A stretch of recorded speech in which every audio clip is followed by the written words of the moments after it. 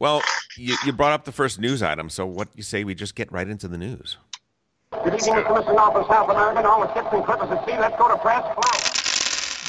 Flow. Ladies and gentlemen, Versailles 1919 is shipping. If you do not know what that means, we are about to educate you. It is a GMT game. It is based on the peace negotiations in Versailles in 1919. Interesting point, before this game came out, like about a year ago, I was thinking about what movie could I write? What would be a almost one location movie that could have prestige, that could be really interesting, but could be done on a budget, that could, something that has a large payoff. And so I started digging into Versailles and the negotiations, the year-long negotiations, basically on and off, to end the war, to end all wars. And the level of contention that exists to this day about it, and the different perspectives on, who was at, why was there another world war just a couple decades later, who messed up, what was the, what were the real means and the outcomes of it. It's an astonishing subject. And then you find out that the game designers are Mark Herman and Jeff Engelstein, and take my money, right?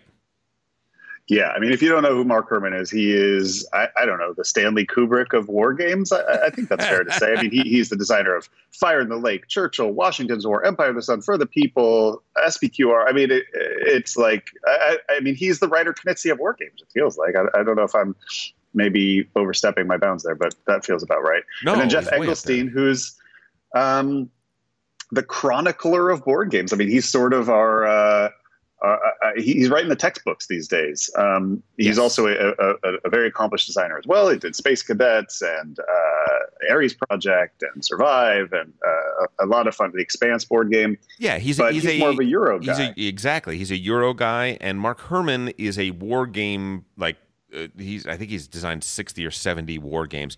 But the one game you didn't mention by Mark Herman is actually probably my favorite of his, Churchill, which shares a lot of DNA with. Yeah. This is sort of like if Churchill has a Euro game designer come in and just strip out some of the chrome and just make it leaner and meaner is what it looks like. And Churchill's a 3-player only game. Correct. And this plays to 5. Yeah. So did you read the rule book as well? Yes, I did, and it is awesome. And it is definitely on the lighter side, which I think is really fun as well. But I think the decision space isn't light, but I think the rules might be. No, I think you're absolutely right. When I read the rule book for this, I was starting to think, I was like, this reminds me of the experience of reading the rule book for Twilight Struggle. Mm-hmm. Everything that came before Twilight Struggle was very war-gamey, and this one was like, oh my god, it's still war-gamey, but it almost reads like a Euro, and that's what this feels like. Mm-hmm. I've only heard good things. I mean, So Very Wrong About Games reviewed it a while back, and to say it was a glowing review is to put it mildly. I mean, I think they were saying it's the game of the year for them. It's definitely exciting, and I'm really looking forward to getting to the table. And I have no idea how we're going to play, but I think somebody's putting together a Vassal mod, so hopefully that'll help us get a game going. Can't wait. Next up, you know what, Matt? We forgot we forgot when we were talking about game night. We forgot about the game that we played the most this week. The only contender really for Imperial Struggle as game of the year. Yahtzee has announced their Cup of Noodles edition. Maddie and I were lucky enough to get advanced copies.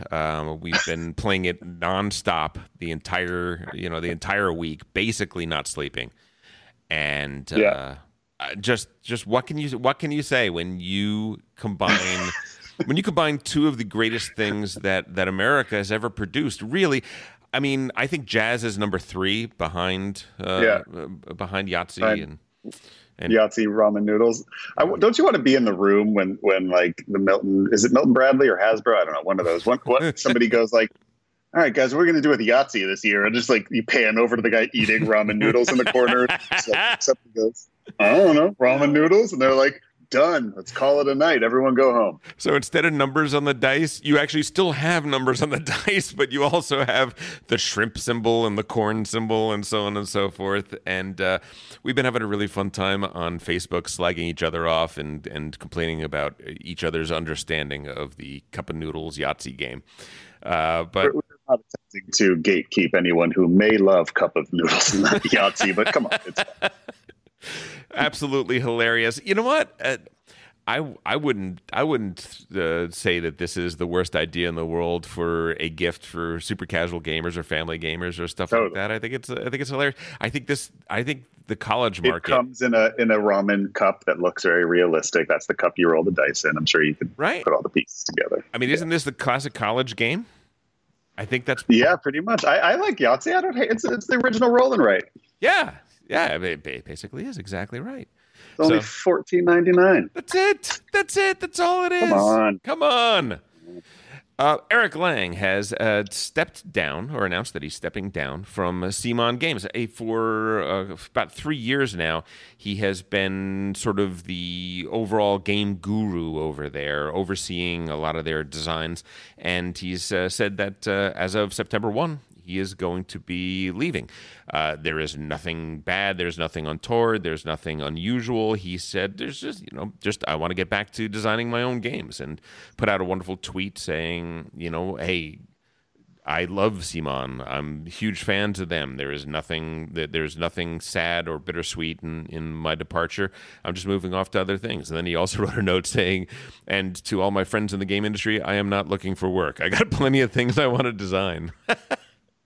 Yeah, no, I mean, and CMON also came out and said, like, Eric Lang's very politically outspoken on Twitter, and so they wanted to make sure that everybody knew that this wasn't a reaction to his political tweets at all, and that they've been very supportive of that. It just seems like he wants to spread his wings and do some other stuff there, and you know what, that makes me happy because I'm not really the target audience for CMON games. They're not really my jam outside of. What is it, Lorenzo, right? I mean, didn't they do Lorenzo? Yeah. Am I wrong about that? Yeah, I mean, outside of Lorenzo and Magnifico, which is like one of my favorite games of all time. Not a huge fan of CMON games. Had my moment in the sun with Blood Rage for a couple games and enjoyed it, but wasn't a fan of Rising Sun. I am looking forward to his next game. Is it Ankh, I believe? I did kickstart that, and I'm hoping that is interesting. I at least want to give it a try. The miniatures for Ankh look unbelievable.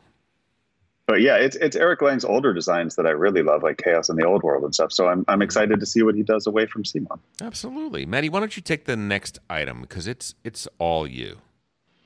Roll for the Galaxy is out on iOS. Now, I think Roll for the Galaxy is an incredible game that is probably mired down by the name Roll for the Galaxy, as I think it plays almost nothing like other Roll for the Galaxy. I mean, other Race for the Galaxy games or anything in that genre. I think it's a fantastic game on its own, and a lot of people agree with me. I know our group did not love it, but I think it's fantastic, and it is now out on iOS and Steam and everywhere else that games are available. Yeah, just to be clear, I think it's fine. I think it's a good game. I just think that it does share a lot of the design elements, the iconography and the symbols and the goal of the game as Race for the Galaxy, and as the what was the other more recent one, the New Frontiers. Yeah, New Frontiers.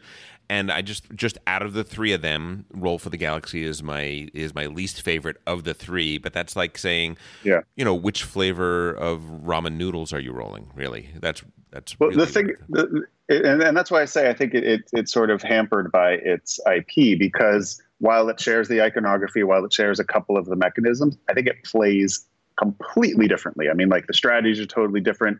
The resource management is completely different. The things you have to actually worry about are totally different. So it's a dice almost, drafting if it game. Wasn't called Race, if it was its own thing, I think it would be a monster hit.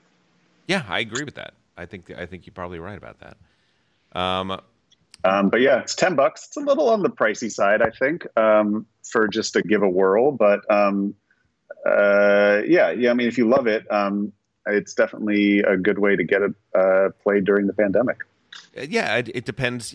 How much mobile gaming time do you have? I wonder about that. Like Yeah. our podcast, our readership, our listenership has took the dip that everybody else's did. Matter of fact, I think we dipped a little bit less than the average, but because people weren't commuting back and forth, the commuting was a lot of the time people were listening to podcasts. So for a little while there, we had a dip. I wonder if iOS and mobile. I wonder if mobile is doing better or worse now because of the situation.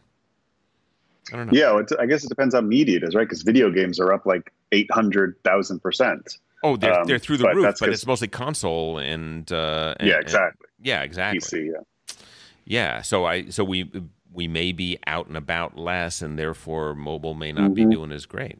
Tough to tell.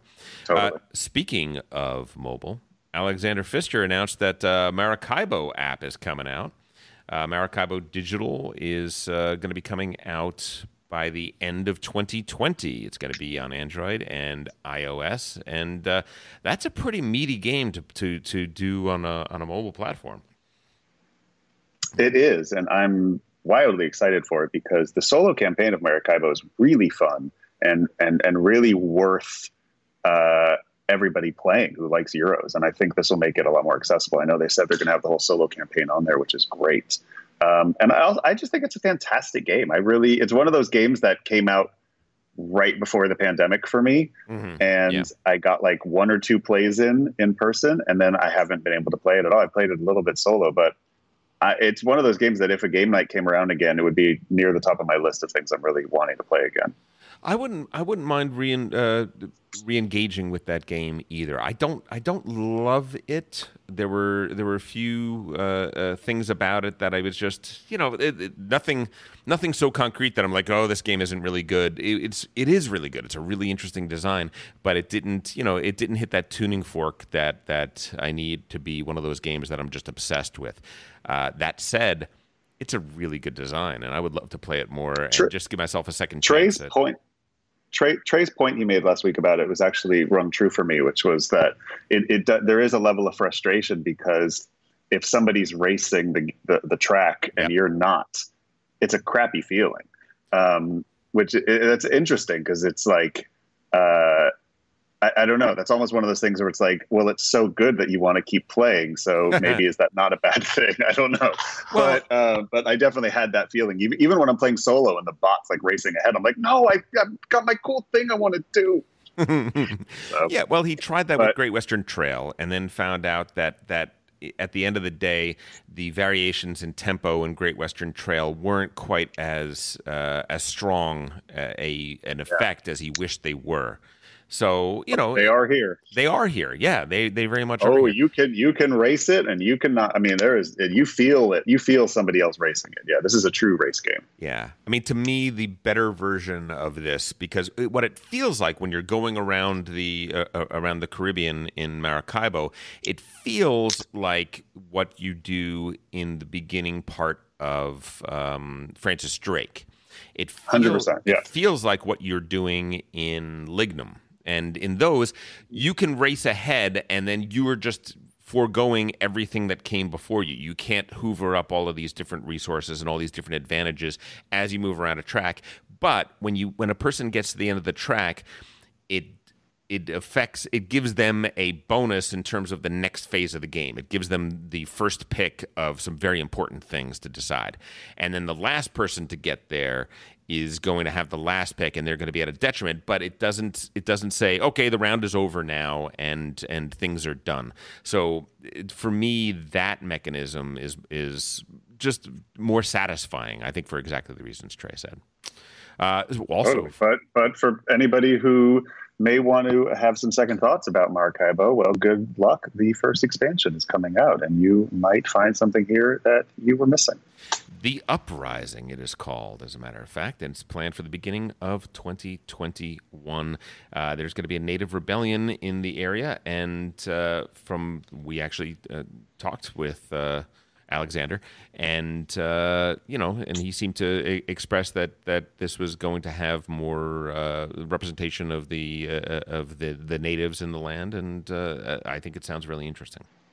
Yeah, I mean, obviously, The Uprising is a title evocative of the indigenous people of that area rising up against the colonists, which is a welcome addition to the storyline of Maracaibo, to say the least. Yeah. I'm looking forward to that.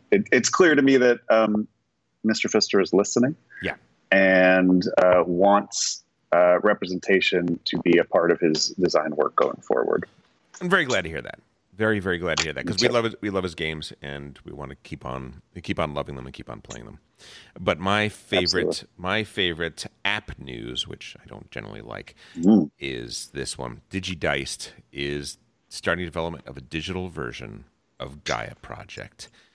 Gaia Project, one of my I think I ranked it number 3 in my game design in my top 50. Just an astonishing game. Me too. And reading DigiDiced and what they're planning on doing, they're planning on developing it so that you can have async play, cross-platform, pass and play against AI. They're going to try and do an Automa, which would be incredible, tournaments, and a campaign with 14 scenarios where you have to play every faction as you go around the game. Holy cow! I don't know when this game will come out, because the list of features that they're aiming for is amazingly ambitious, don't you think? Yeah, no, and they know what they're doing. They've made some great apps before. I mean, they made the Terra Mystica app, so they've got some of the framework already built for this.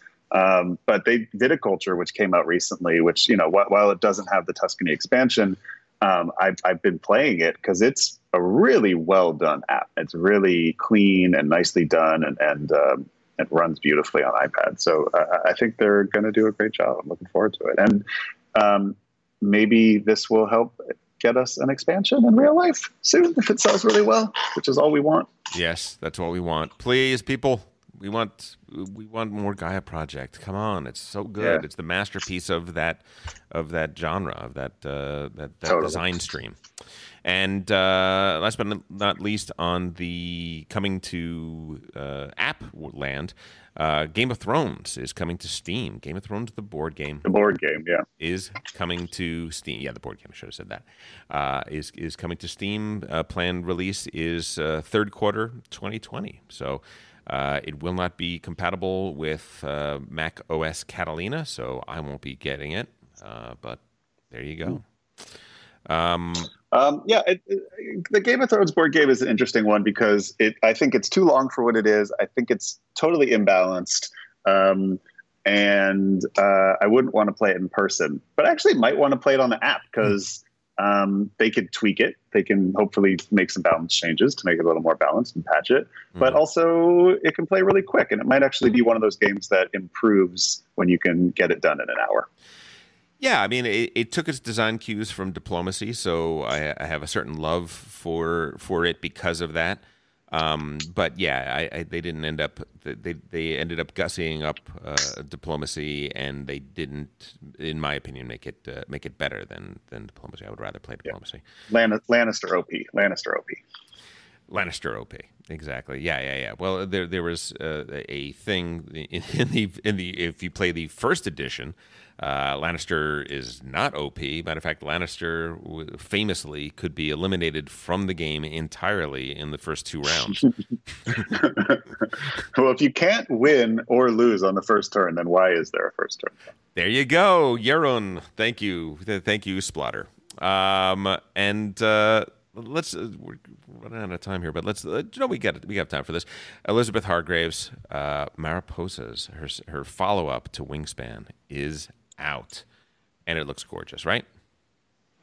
It is beautiful. Yeah, I mean, I watched a playthrough of it. It seems it's probably a little light for my taste, but which is interesting because I think it's a good step lighter than Wingspan. It's tile laying, but it's gorgeous and a wonderful theme. Yeah. I think her brand, I think Wingspan is, I think casuals can easily play Wingspan, and more casual gamers, I think family gamers, couples, and all that sort of stuff, I think they would love playing this. I think it looks really gorgeous, and I hope it does really well. I think what Wingspan did for the hobby last year was huge, and I hope that it continues.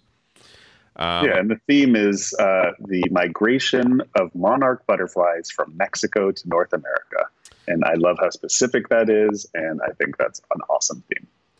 And there's a variant to the game where 4 other people play the cost next door, and just, the butterflies just slowly start dying. They just destroy the habitats. Yeah, they're just everything. Right. Everything gets destroyed.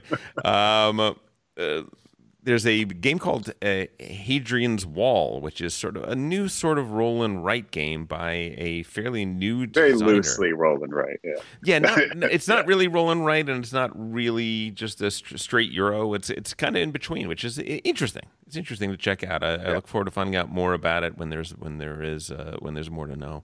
But that's from Garfield Games, so that and with art by Sam Phillips, so it's going to look like Architects of the West Kingdom, and all your games, it's going to fit into that sort of world. Exactly. And speaking of Architects of the West Kingdom, there's an expansion to Paladins of the West Kingdom that's just been announced. City of Crowns. It's going to be coming straight to retail. There won't be anything else going on there, but Kickstarter, yeah. Yeah, City of Crowns is coming out. Yeah. That's probably, I would imagine, early 2021.